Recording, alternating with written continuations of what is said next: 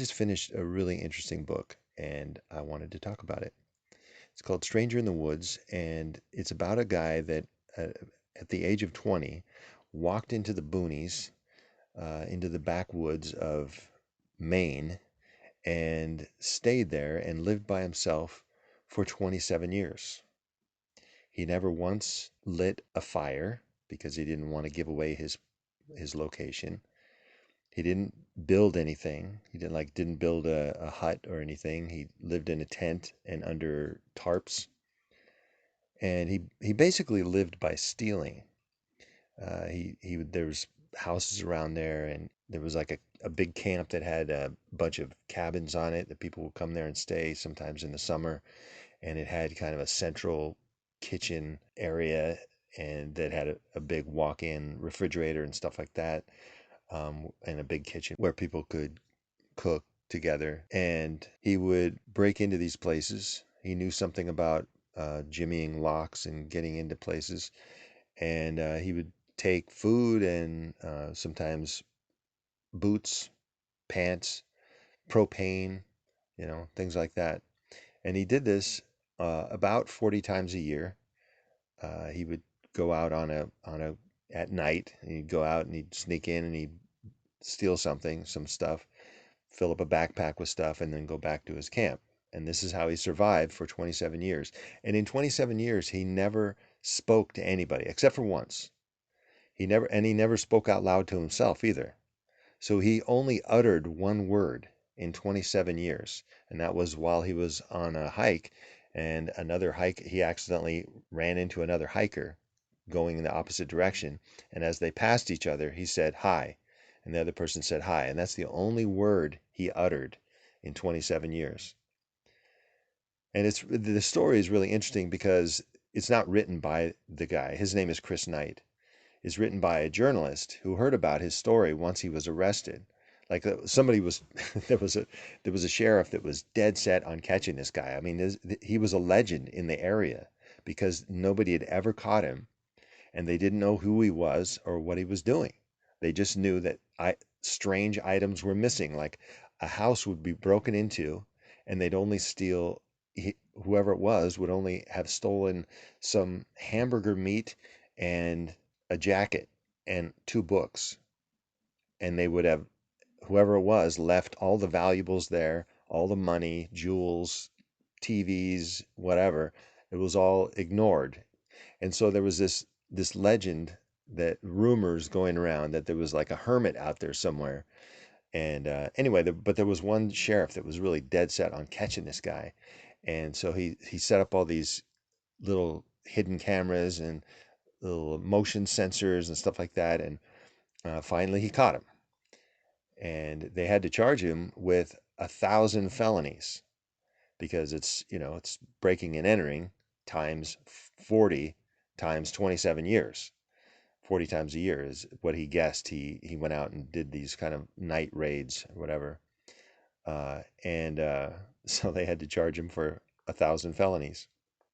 So anyway, the journalist found out about it when he got arrested and thought it was an interesting story. So while Chris Knight was in the jail in Maine, the journalist, who lived in Montana, started writing letters to him, and they corresponded a little bit. And then the journalist decided to just fly to Maine and see if he could visit with him.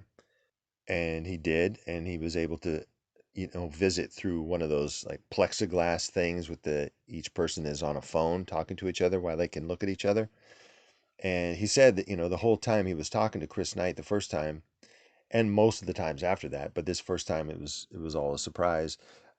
Chris Knight never looked at him except for once. He glanced up at him briefly, and then Chris Knight said, "I'm sorry, I have a hard time looking at people's faces because there's so much going on there. There's so much information. It's overwhelming," which I thought was an interesting comment.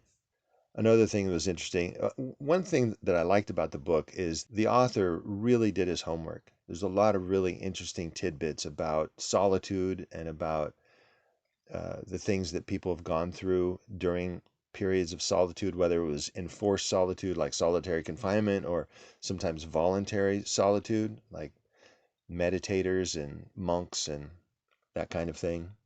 But the author knew that people had often after long periods of silence and solitude, often seem to gain some kind of special wisdom, right? So he thought, well, maybe this guy has. I mean, 27 years by himself doing a lot of thinking and a lot of reading. Maybe he had some pearl of wisdom, some deep insight into human nature or something that he could share. So the so the journalist asked him that, and Chris Knight sat there for a while thinking about it, and then he said, "Get enough sleep." And that's all he said. Chris Knight had gone through periods of famine because he didn't like to go out. He didn't go out in during the winter. He didn't leave his camp because then he would make tracks in the snow and people could follow him back, find out where he was, right? So he just tried to stock up for the winter, and then he would just not go anywhere for the winter. And a couple of times he ran out of food and ran out of propane. And he didn't use the propane for heat. He just used it for cooking. But anyway, he almost starved to death a couple of times. Finally the snow melted and he just had to go out and get some food, steal some because he'd gone the whole winter and maybe gone for quite a period of time with no food. Anyway, so it's an interesting little book. I recommend it. Stranger in the Woods. I just realized I should probably tell you who the author is, so I go to look it up and I realize the title is not Stranger in the Woods, it's The Stranger in the Woods. And the author is Michael Finkel. I don't know how useful any of this is, but it sure was interesting. I have one correction, something I said earlier.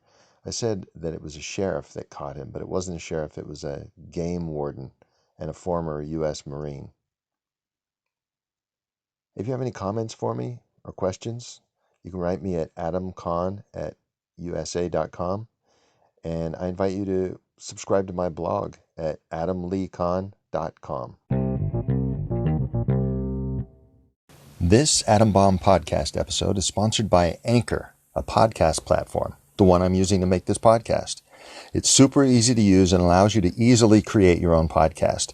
You can record and edit your audio right onto the app. In fact, you can do everything on your phone.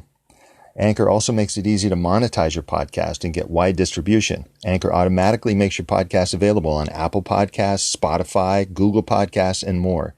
You can download the Anchor app for free or go to anchor.fm to get started.